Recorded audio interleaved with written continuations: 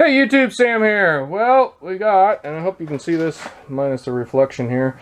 There's a light there, but no light there. And it appears that, I believe it's a single bulb that does both high and low. I'm not absolutely positive on that.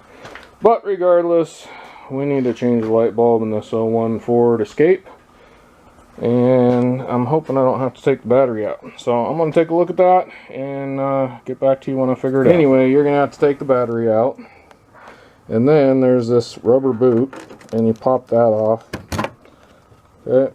It's kind of a pain to get back on because I did this already kind of and tried to test it and see what I was supposed to do. And then there's these metal clips here that you pull up on one side and bring it over. Pull down on that. Hopefully you saw that good enough. So you pull this one, the bottom one goes down, the top one goes up, and they kind of unhook. And then the whole thing, super hard getting some lighting on the situation here. Okay. The whole thing kind of just swings open. Hopefully you can see that. And the light bulb comes out. Now these kind of light bulbs are under pressure, so be careful, don't drop them. They say don't even scratch them. So that one is no good. It should just go in kind of one way and plug back in, and you put the boot back on.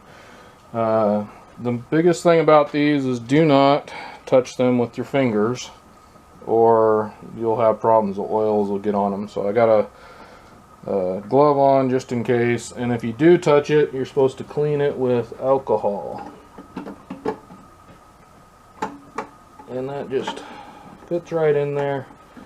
Put down the little metal clip thing. We'll put the boot back on, plug it in, should work. Well, thanks for watching Junkworks DIY Garage, where I'm proud to be a jack of all and master of none. You all have a good one.